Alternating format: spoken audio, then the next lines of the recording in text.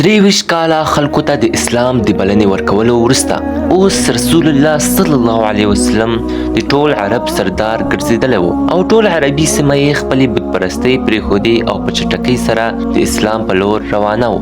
دا اسلامي سلطنت یوه نړیواله ځواک ګرځېدلې وه، خو دا مطلب یې هم درلود چې د محمد صلی الله علیه وسلم د ژوند ماموریت پای ته رسېدونکی دی.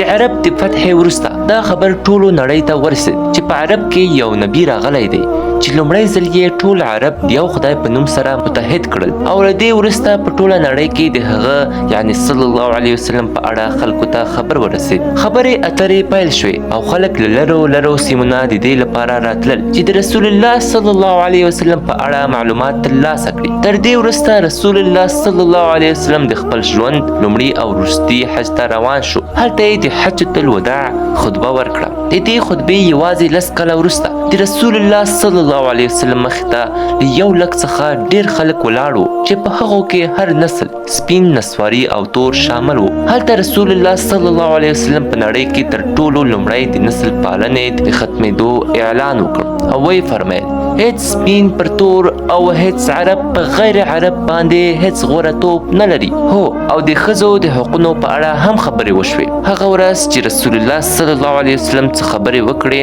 ځینې تر نن ورځې د ملګرو ملتونو د منشور برخه دي. په دې خطبه کې ولاړو ټولو خلکو ګواهي ورکړه چې رسول الله صلی الله علیه وسلم د نړۍ د وروستي نبی کېدو حق ادا کړ. له حج کولو وروسته رسول الله صلی الله علیه وسلم له مکې نه مدینې ته روان شو. په لاره کې رسول الله صلی الله علیه وسلم مسلمانانو ته د غدیر خم مشهوره خطبه ورکړه چې په زرګونو مسلمانانو مخ ته یې وفرمایل چا چې زه یې مولا یم علي هم مولا دی. تر ټولو لومړی د غزوې تبوک په مهال رسول الله صلی الله علیه وسلم حضرت علي رضی الله عنه د خپل ځای د مدینې مشر وټاکه او ویې فرمیل علي ته زما نسبت د هارون علیه السلام او موسی علیه السلام د نسبت په څیر ده، خو زما نه وروسته به هیڅ نبي نه راځي. رسول الله صلی الله علیه وسلم بیرته مدینې ته راغی او هلته یې یوه بله لښکره د رومي امپراتورۍ پر ضد د جګړې لپاره چمتو کړه تر څو د هغه مسلمانانو د وینې بدل واخلي چې د جګړې موتې کې شهیدان شوي وو.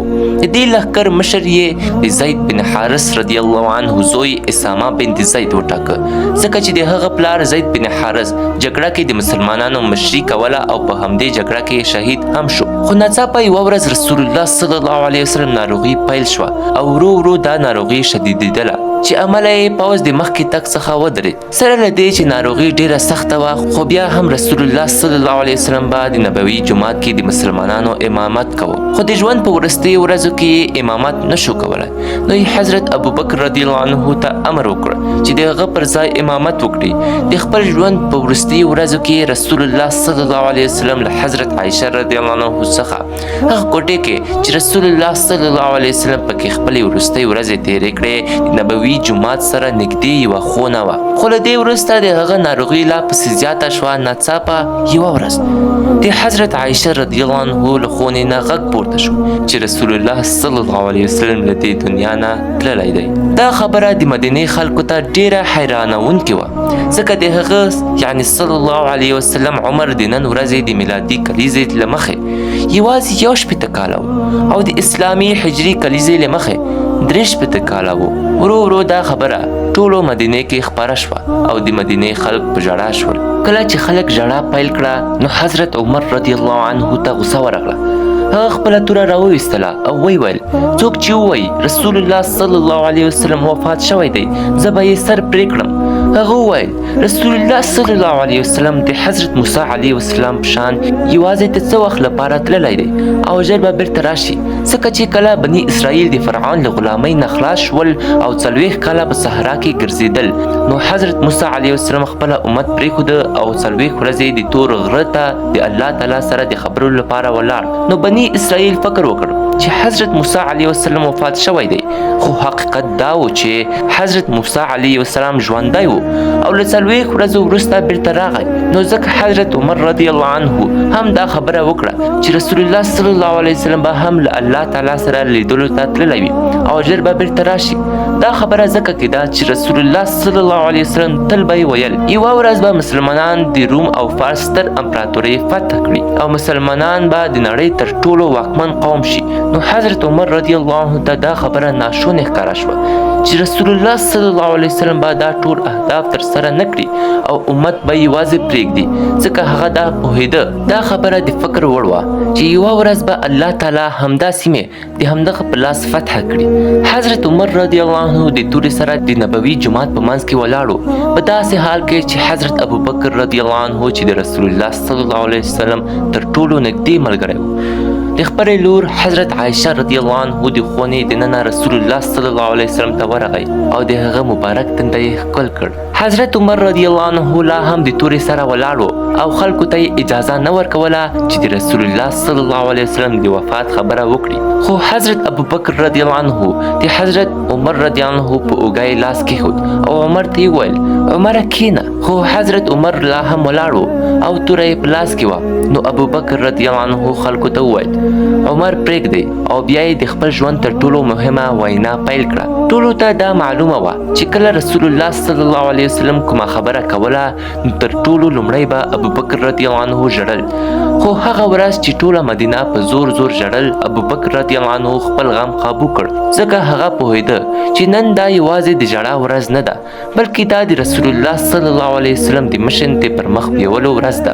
نو هغه د رسول الله صلی الله علیه وسلم پر منبر ودرېد او ټولو مسلمانانو ته یې وویل ای مسلمانانو ستاسو له منځه څوک چې د محمد صلی الله علیه وسلم عبادت کوه نو پوه دې شي چې محمد وفات شوی دی او څوک چې د الله تعالی عبادت کوه نو پوه دې شي چې الله به تل ژوندی دی او هیڅ کله به نه مري. له دې وروسته هغه د قرآن هغه آیات ولوست چې د احد د جګړې نه وروسته نازل شوی و کله چې مسلمانان ډېر سخت وخت ته مخامخ وو او ځینو دښمنانو مصعب بن عمر رضی الله عنه الله تعالی هغه شهید کړ چې له هغه وروسته د جګړې پر مهال دا افواه خپره شوه چې ګواهي رسول صلی الله علیه وسلم شهید شوی دی ځکه چې مصعب بن عمر رضی الله عنه له رسول الله صلی الله علیه وسلم سره ډېر ورته والی درلود. دا جګړه د هجرت 3 کاله وروسته وشوه او همدغو 3 کلونو کې مسلمانان له رسول الله صلی الله علیه وسلم سره دومره مینه ناک شوي وو چې کله یې د هغه د شهادت خبر واورید نو د هغوی ټول مورال یا همت مات شو. حتی ځینې صحابه د جګړې په منځ کې کېناستل او ژړل یې او مسلمانان نږدې ول چې جګړه پرېږدي. هغه کسان ته نږدې شول پاملرنه شوه چې الله تعالی په قرآن کې ورته ویلي دي محمد یوازې یو رسول دی له ده نه وړاندې هم ډېر رسولان تیر شوي دي نو که محمد وفات شي یا شهید شي نو آیا تاسې له اسلام څخه شاته لاړ شئ؟ کله چې ابوبکر رضی الله عنه دا آیت مسلمانانو ته ولوست نو حضرت عمر رضی الله عنه چې له جسمي پلوه ډېر قوي او ځواکمن شخص و پر ځمکه راولوېد. صحابه وروسته وویل چې داسې احساس مو وکړ لکه دا آیات مو چې تر اوسه نه و اورېدلی. د حضرت ابوبکر رضی الله عنه تر خبرو وروسته مسلمانانو ورو ورو پوهه وموندله. یقینا رسول الله صلی الله علیه وسلم له دې دنیا نه رحلت کړی دی. خو کله چې ټول خلک د مسجد نبوي دننه کې موجود وو ناڅاپه یو شمېر خلک خبر ورکړ چې د مدینې انصار غواړي. نو رسول الله صلی الله علیه وسلم له وفات وروسته یو نوی مشر وټاکي. نو حضرت ابوبکر او حضرت عمر او حضرت ابو عبیده رضی الله عنه هم سمدلاسه د هغه مجلس په لور روانه شول چیرې چې ولید چې د مدینې زیات شمېر انصار غواړي چې حضرت سعید بن عباده رضی الله عنه ته بیعت ورکړي ځکه سعید بن عباده د مدینې د تر ټولو لوی قبیلې خزرج مشر و او دا اسلامي د خلافت مرکز پایتخت مدینه وه. نو خلک په فطري ډول سره دا فکر کوو چې مشري به هم د مدینې خلکو ته رسیږي.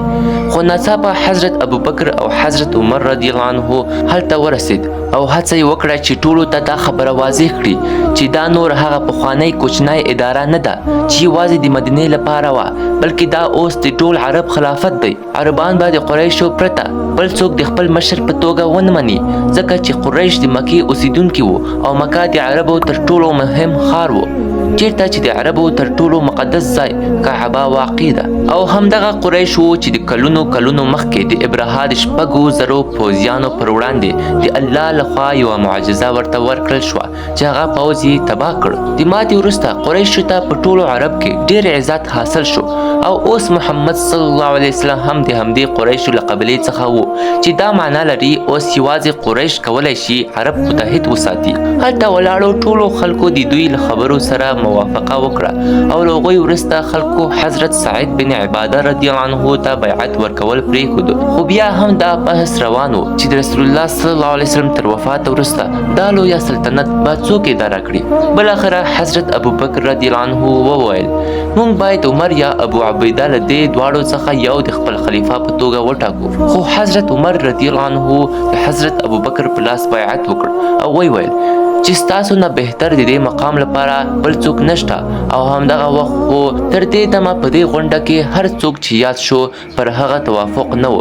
کله چې حضرت عمر د حضرت ابوبکر نوم واخیست نو ټولو خلک په دې خبره متفق شول او ټولو د حضرت ابوبکر رضی الله عنه په لاس بیعت وکړ. دغه شان په ډېر لږ وخت کې د مسلمانانو په مشوره د دې ستر خلافت خلیفه وټاکل شو. کله چې د نورو ټولو امیرو ترمنځ د ډېرې وینې تویېدنې وروسته فیصلې کېدې نو په همغه وخت کې حضرت ابوبکر رضی الله عنه د 59 کلنۍ په عمر خلیفه وټاکل شو. خو په دې ټول مجلس کې یو مهم شخصیت موجود نه و او هغه حضرت علی رضی الله عنه و، ځکه چې هغه د رسول الله صلی الله علیه وسلم په تدفین بوخت و. کله چې حضرت علی رضی الله عنه ته د دې غونډې خبر ورسید نو دا د حضرت ابوبکر رضی الله عنه په لاس بیعت ونه کړ او اعتراض یې وکړ چې ولې دومره ستر تصمیم د رسول الله صلی الله علیه وسلم د کورنۍ په نه موجودیت کې وشوه. له دې لږ وخت وروسته ابو سفیان رضی الله عنه چې لږ مخکې مسلمان شوی و حضرت علی رضی الله عنه ته راغی او ویل ابوبکر رضی الله عنه د قریشو د یو ډیر کمزوري قبیلې څخه دی. که ته وغواړې نو زه د دوی پر ضد یو لښکر راټولوم. خو حضرت علی رضی الله عنه هغه ته کلک انکار وکړ او له دې پیښې لږ وخت وروسته حضرت علی رضی الله عنه د ټولو مسلمانانو پر وړاندې د حضرت ابوبکر رضی الله عنه په لاس بیعت وکړ او بیا یې د خلافت پر مخ بیولو او پیاوړي کولو کې ډیر مهم رول ولوباوه. دا یو ډیر لاجمن موضوع ده ځکه چې تر نن ورځې مسلمانانو کې دوه ستر ډلې په دې مسایله اختلاف لري. د نړۍ له ټولو مسلمانانو څخه 80 سلنه سني دي چې وایي رسول الله صلی الله علیه وسلم له وفات مخکې هیڅوک د خپل خلیفه په توګه نه و ټاکلی او مسلمانانو د مشري له لارې د حضرت ابوبکر رضی الله عنه د خلیفه ټاکل بالکل صحیح و. مسلمانانو کې 11 سلنه شیعه دي چې وایي نه رسول الله صلی الله علیه وسلم حضرت علی رضی الله عنه د غدیر خم په ځای کې په خپل خلیفه ټاکلی و. کله چې حضرت ابوبکر رضی الله عنه بازار ته لاړ صحابه کرامو ترې وپوښتل تاسو دلته څه کوئ؟ هغه وویل که زه کاروبار ونه کړم نو خپله کورنۍ به څنګه وچلوم؟ پر دې مسلمانانو ورته وویل موږ باید تا لپاره یوه تنخواه وټاکو. نو حضرت ابوبکر رضی الله عنه وویل بیا زما تنخواه د یو عادي مزدور په اندازه وي. خو صحابه کرامو وویل د مزدور تنخواه خو ډیره کمه وي. حضرت ابوبکر رضی الله عنه وویل نو بیا دې د مزدور تنخواه لوړه شي او همدې اصولو باندې د اسلام لومړی خلافت راشده پیل شو. کله چې حضرت ابوبکر رضی الله عنه خلیفه شو نو لومړی هغه لښکر واستوه چې د رسول الله صلی الله علیه وسلم د ناروغۍ له امله ځنډېدلی و او پاتې ټول کارونه یې هم همداسې روان و. خو دا کار آسان نه و ځکه چې په هغه وخت کې د مسلمانانو منځ کې ډېر منافقین شامل وو او هغوی چوپ وو ځکه چې رسول الله صلی الله علیه وسلم د الله رسول وو او د جبرائیل لخوا ډېرې خبرې مخکې معلومېدې. خو اوس خلکو ته دا باور راغلی و چې اوس رسول الله صلی الله علیه وسلم نشته نو موږ به زکات هم ورنکړو ځکه چې منافقینو ته د خپلو شتمنیو څخه پیسې ورکول ډېر سخت کار و. او یوازې همدومره نه ځینو خلکو د رسول الله صلی الله علیه وسلم د دومره لوی بریا لیدلو وروسته هڅه وکړه چې ورته تقلید وکړي او دروغجن نبوت ادعا یې وکړه چې له دې جملې څخه یو نوم یې مسلمه قصاب و.